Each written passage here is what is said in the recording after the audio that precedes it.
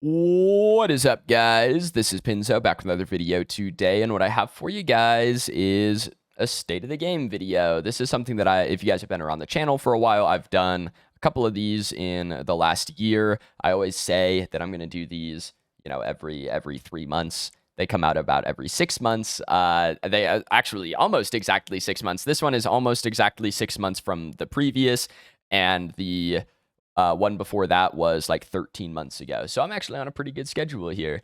But this is just a state of the game video. So this is something that I like to do. It's good for people who maybe stick around my YouTube channel but don't play the game. If they watch the video, they hear, the good and the bad. They say, I'll give it another try. They go play it again. Stuff like that. New players.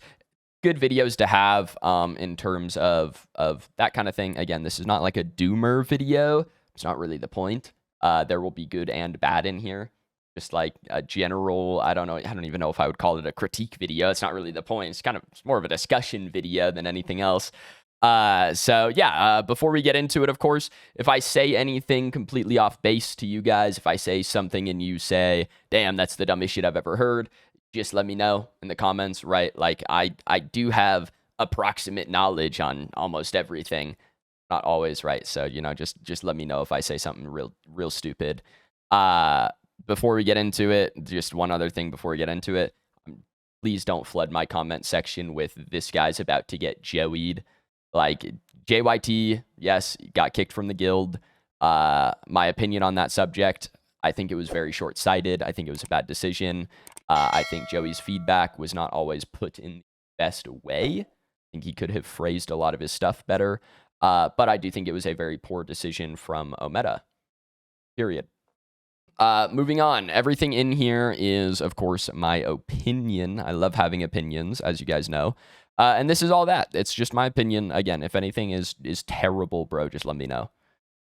Put it in the comments. I'll be very active in the comment section. So let me know. I'll be responding to shit and stay updated down there.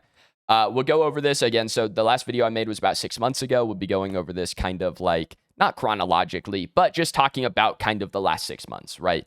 If you guys want the story from the last one, go watch that video. I'll put the one from 6 months ago in the description in case you want to watch that, I guess. This is kind of just talking about the last 6 months, kind of moving forward, that kind of thing.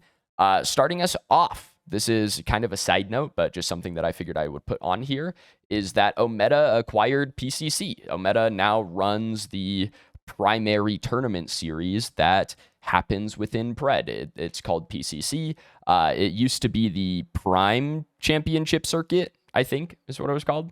And now I think it's the Pred Championship Circuit, the Predecessor Championship Circuit. Omeda runs it now. I think it's really good to see Omeda stepping into esports. I think esports are a fantastic way to get your game out to people. It's a good way to get people to grind for. It's just a good watch. They have run 2 tournaments so far. They did PCC Summer Series and PCC Fall Series. Both of those were split with North America and Europe.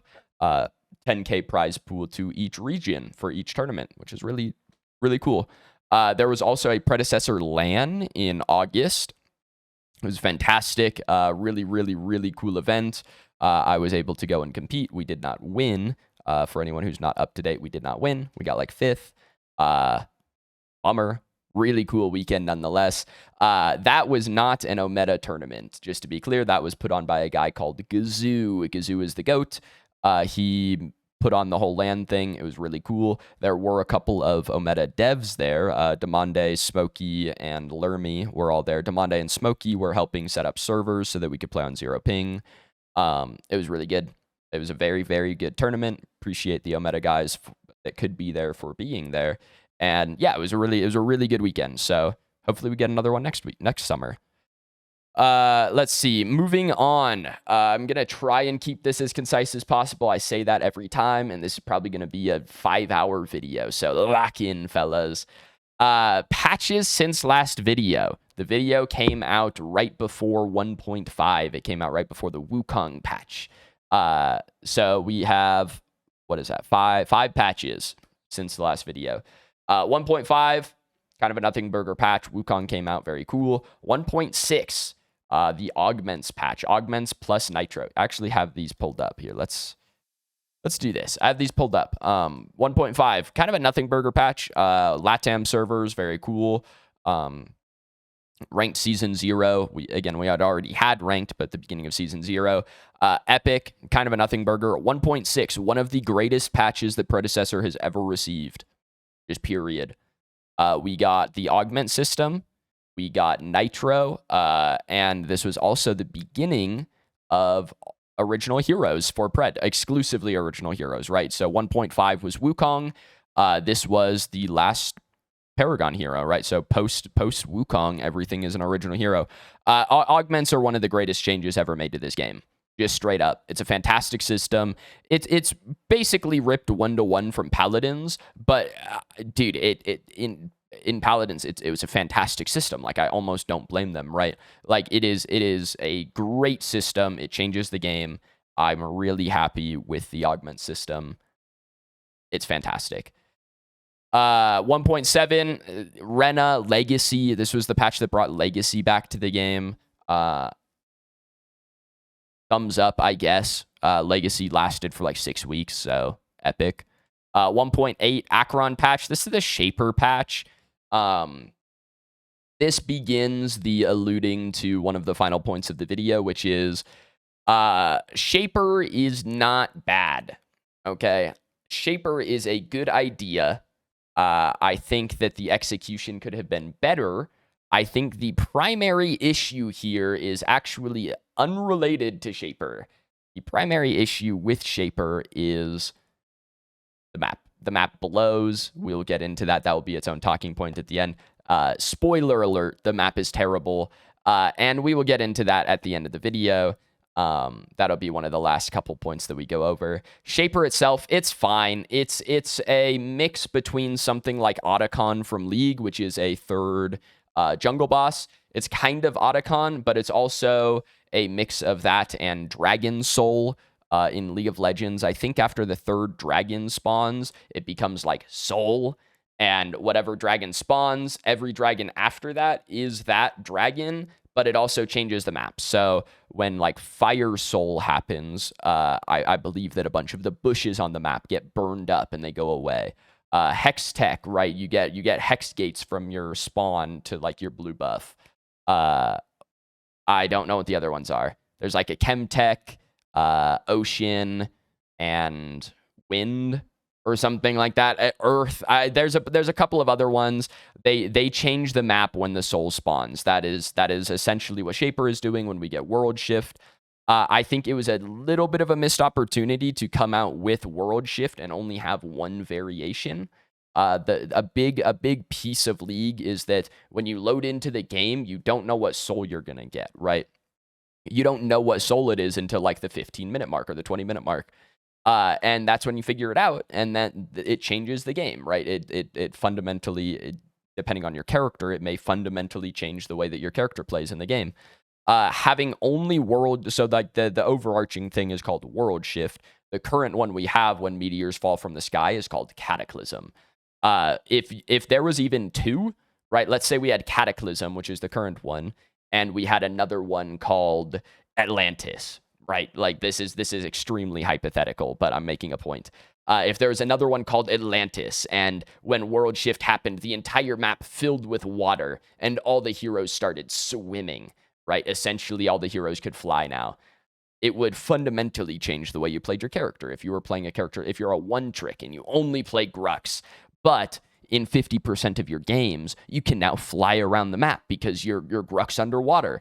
It changes your character, right? Or if you're the World Shift, you load into the game, the World Shift is Cataclysm, maybe you get, a cheeky Grux pull behind mid T1 because there's a hole in the wall now, right? Stuff like this. It changes the way the character plays. I think only having one World Shift was a little bit of a missed opportunity. I would have loved to see at least two when it spawned, or when it spawned. When the patch came out. But they also have said that the goal is to add more World Shifts in the future. Hopefully when the new ones come out, we keep the old ones. I would love to see it as a random roll for which World Shift you're getting in a given game. I think it adds a lot to the game when you don't know what the World Shift is until Shaper spawns. I think it'd be cool. Anyway, moving on, 1.9. This is the newest patch of Pred. This is the Bale patch. This patch got ARAM, which is a very well-received game mode. I think it's pretty good. I quite like ARAM in terms of casual game modes. Pacing adjustments is also what came in this patch. A lot of like gold drip reduction, more focus on CS, more focus on laning phase. I think the patch is pretty good. The changes are good. I do think it's a band-aid fix. I think that there is one very large overarching issue with the game that 1.9 does do a decent job in stepping forward to fix. But it's like walking through a hall of mirrors, you know, and you're walking down a hallway, and the hallway that you're walking down is a dead end, but you can't tell, and it keeps looking like you're getting closer to the end, but you won't ever actually get there because you're in a dead end, right? Like 1.9, it's a good fix. You are, in fact, walking down that hallway, but there's a big roadblock at the end of that you are not getting past until that roadblock moves. Again, if you guys are missing the point here, the roadblock is the map. So a little bit of just a side note, bigger discussion, overarching, looking at Pred as a whole. Pred has been out for almost 3 years in terms of 24/7 playability. It came out in December of 2022, December 2nd, 2022, first day of 24-hour access. In almost 3 years, we have had like 2 like truly game-changing patches, right? We had the 1.8 patch, or the 0.18. Fuck. The 6-item patch, fantastic, really good, changed the way the game was played. Great patch. And then we had the augments patch, right? 1.6. Really good patch. Again, like I said, I already fucking guzzled the 1.6 patch earlier, so you know how I feel about it. I just think, like, in terms of game-changing patches, I feel like there have been significantly few in a 3-year lifespan. And that might sound harsh, but the way that I look at it is that a game in infancy, which is essentially what Pred is in, I would call it a game within infancy. It's not a 10 million player game, right? It's not a game that, you know, if the game shut down tomorrow, you know, RGS Ace is going to go get another job. You know what I mean? Like that. It's not some game that walks on its own. It is an infant of a game. When a game is in infancy, it generally requires larger changes, because that's just kind of how it works, right? You look at like the first 3 years of League of Legends, there was a lot of shit going on in those 3 years, right? They had like 35 heroes added in those 3 years. We've had, what have we had? We've had 25 maybe ish in about 3 years. Which again is not necessarily a knock on Pred. I would just love to see larger changes in the game.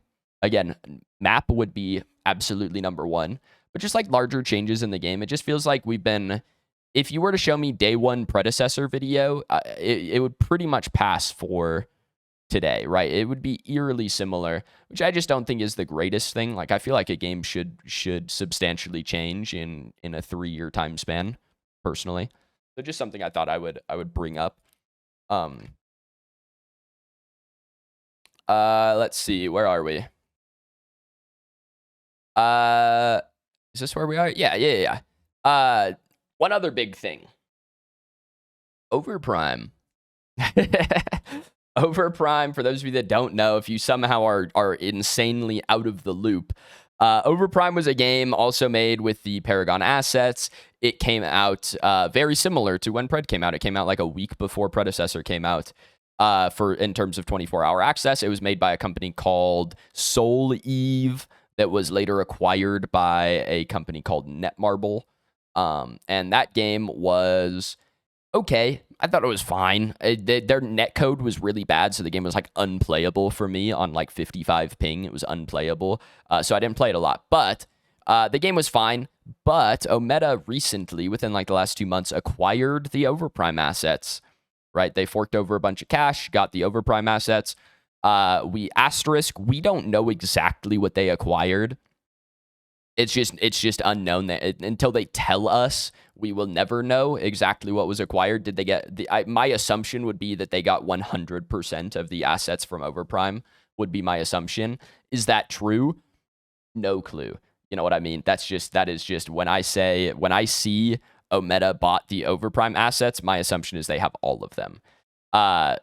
In terms of that, on a dev stream, I think it was the 1.9 dev stream, Luke, I think is his name, said that basically confirmed that we'll be getting Overprime heroes. And we'll see exactly what that looks like. I think there were 4 original Overprime heroes. You had Xena, Marty, Adele, and Mako. I think were the 4. There might be one that I'm missing. I played some of those. I played Xena and I played Marty. I did not play Mako. Or Adele. I think it did. I don't know, man. I didn't keep up enough with Overprime. Point being, they were fine. The kits were fine. Xena was like very similar to Sereth. Marty was very similar to Hera from Smite. Adele was a tank whose job was tank killer. Kind of odd. Mako was a support who, a little rat that threw balls at people. They were decent kits. I thought they were fine. My only issue bringing them to Pred, in my opinion, is that 3 of them are K-pop girls. And 2 of them are from a K-pop group called Mave. I have no idea what it is. Never listened to their shit. Not planning on it, to be honest.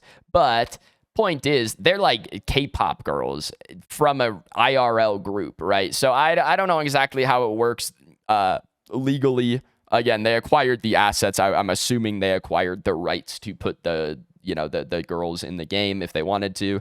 My guess is that Predecessor subreddit would just absolutely explode if they announced another K-pop hero. But whatever, man. I think it'd be cool. So just something I thought I'd bring up. They do own the Overprime assets now, so we'll see exactly what that looks like moving forward.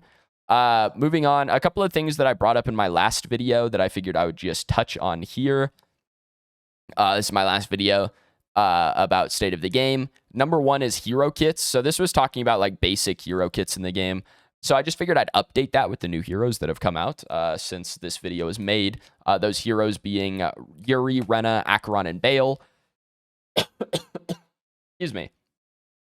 In terms of visuals, I'm not the guy to give visual critique. I'll just be honest. My artistic ability ends, generally speaking, at writing and performing, not on drawing. You know what I mean? So not even going to comment on the visuals.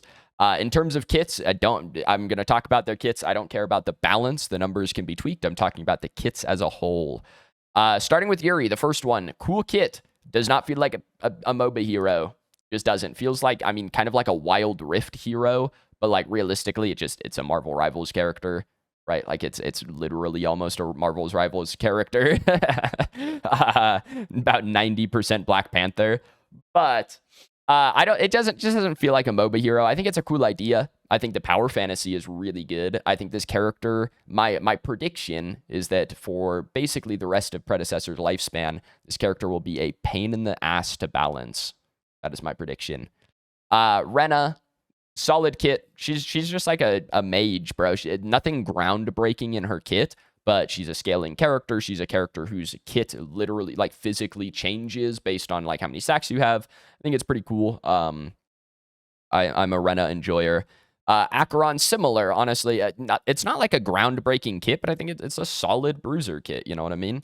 The other thing with Acheron, this is a thing that you'll see again with Bale, is that they're testing when they make these characters. Things like Acheron, he like now we have cling to walls technology in the game. That's pretty cool, right? We have characters who can cling on walls. What's next? A character who can run on walls, a character who can climb walls, right? Like that technology is there. They can move forward with that. That's cool. Bale, again, nothing super crazy, but solid kit. Has an attack chain. Similar to Acheron, they're trying new shit. Attack chain is cool. I think the attack chain, for the first about 4 minutes of the game, I think it's pretty gross. In Smite, you don't really get a lot of value out of the attack chain because there's a lot less trading of autos in things like solo lane. A lot of it depends a lot more on how you're using your cooldowns. Bale leads to this odd little gameplay loop, again, only for about the first 3 levels, where he just autos the air twice and then walks at you when he has his third auto. and you just lose the trade now because the first auto you're getting hit by is a 2x, which is a little gross, but that it also matters less as the game goes on. It just makes us like level 1, 2, 3 pretty strong. So yeah, like I said, I'm really glad they're trying new things when it comes to these heroes. I think that's really, really good. To see them attempting to push the envelope, I guess, for lack of a better term. They're pushing the envelope. They're seeing what they can do, what works in Pred. I'm really curious to see when they come out with a hero. For me, it will be when they come out with a hero that could only work in Pred. That is when I will be truly like, bingo. You know what I mean? As of now, every hero that they've released in this game could work in another MOBA. That's just how it is. When they come out with a hero that is like, that's a Predecessor exclusive, that could not work in another game, I'll be really, really impressed. And I will, that will be like kind of the aha moment. So we'll see if they can get there. It's tough, man. I mean, this is just a side note, sidebar. It's tough, man. I mean, you have to think about it, right? Especially because the devs are extremely limited by Paragon, right? Specifically by the Paragon heroes now. Because when you come out with a new hero, you could come out with the coolest shit of all time, because it can be a hero that could only work in Pred, right? Like I just said, my literal exact words.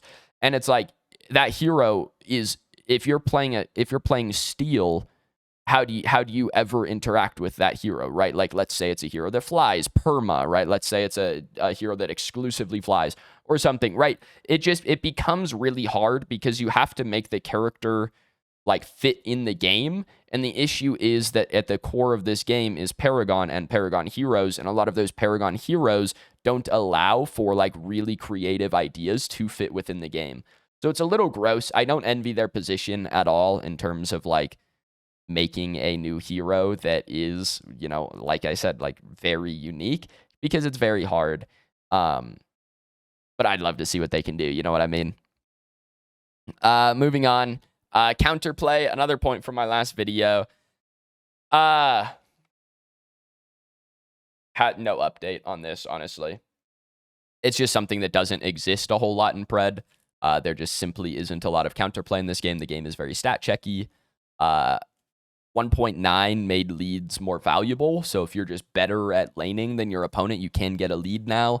But it doesn't really stop the stat checky nature of the game. Just kind of how it is. If someone's half an item up on you, you kind of just lose, right? If you're an ADC and the enemy ADC has an item and 3 components, and you have an item and 1 component, like you straight up just lose, right? Doesn't matter if you're better, you're not gonna win. So it's just kind of, it can just lead to some really gross game states where like you're losing to players that you're better than because, maybe your jungler walked into your lane and fed away a kill, that kind of thing. And it just leads to gross game states where you're losing players that are worse than you. The carry issue is another one that was in my last video. Again, still, this is the one problem in Pred, and I said this in the last video. This is the one problem in Pred I don't have an answer for.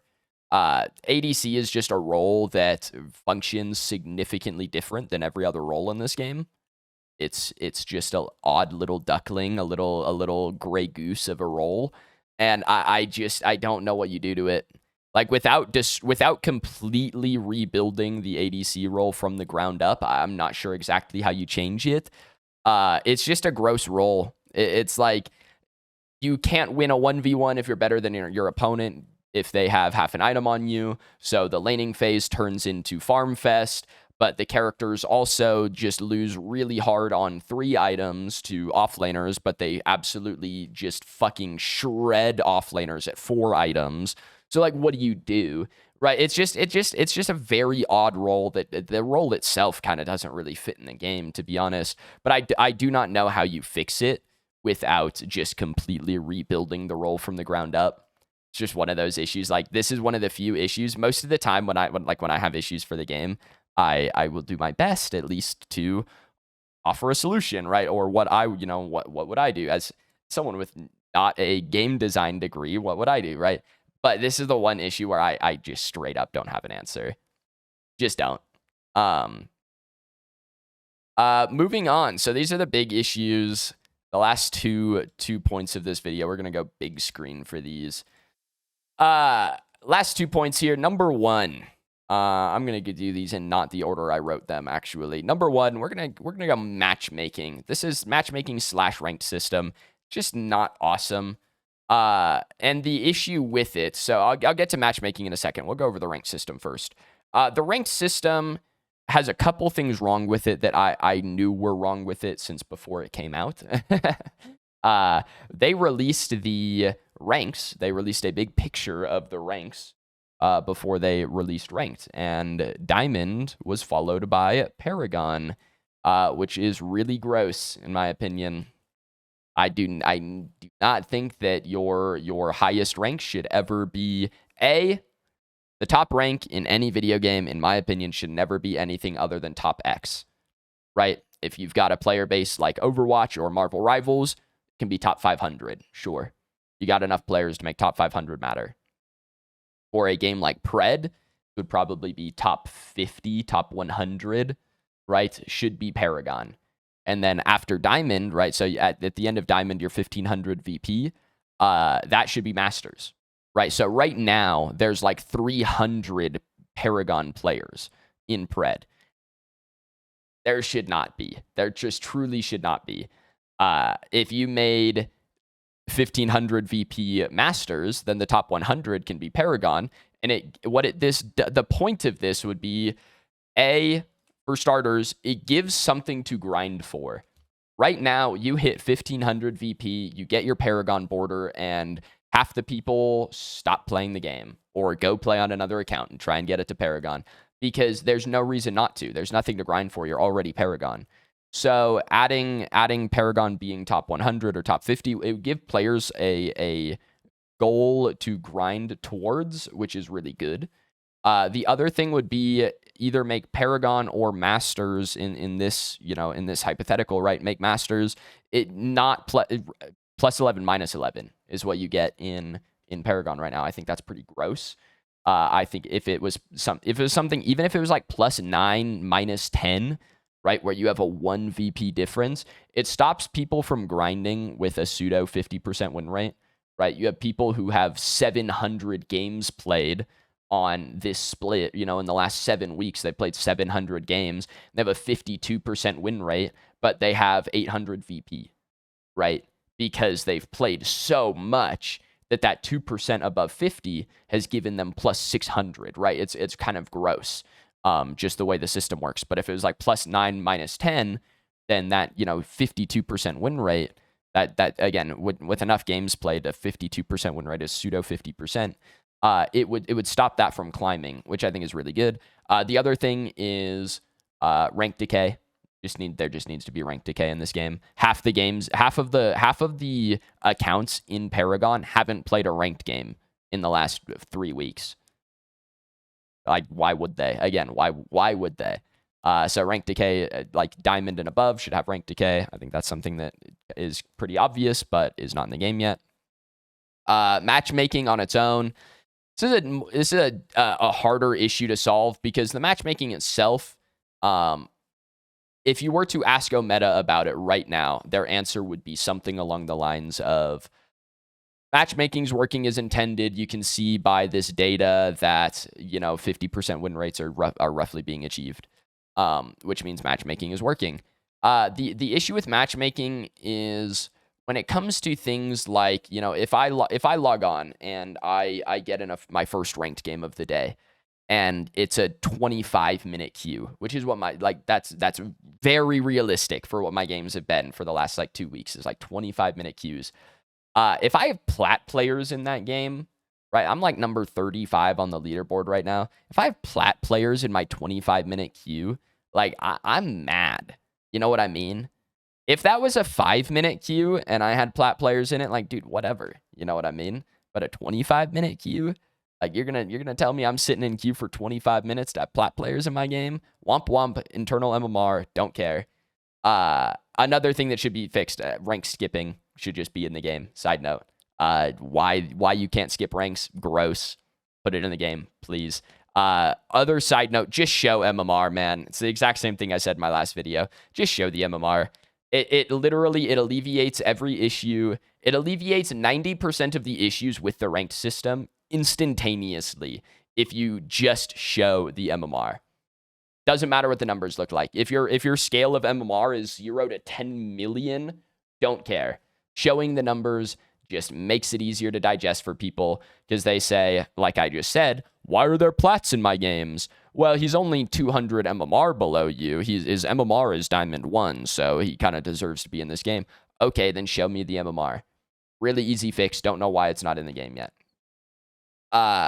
Again, so going back to matchmaking. Sorry, it's tangent. Going back to matchmaking.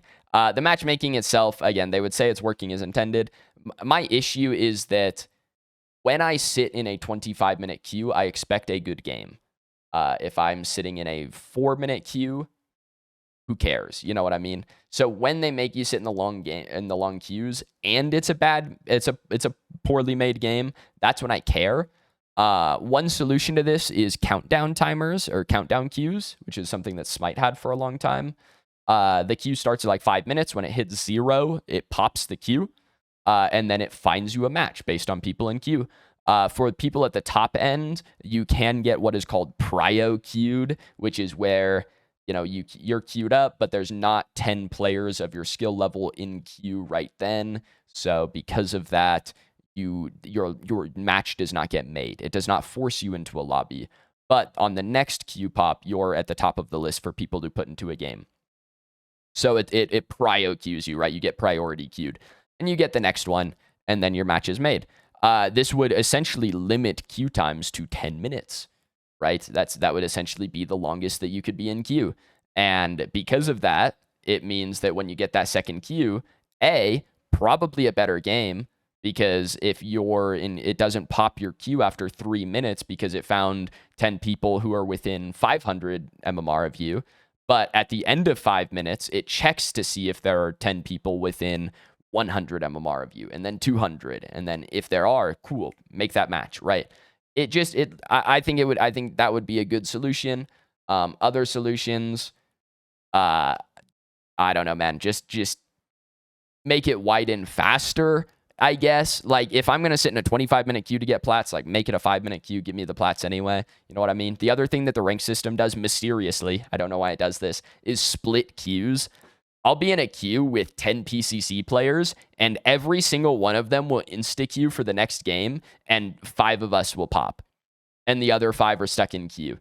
And it splits the lobby, and now we're in a lobby with a bunch of diamond players. And it's like, dude, we just had a fantastic game made. And again, so this is another thing, side note, that countdown timers would fix.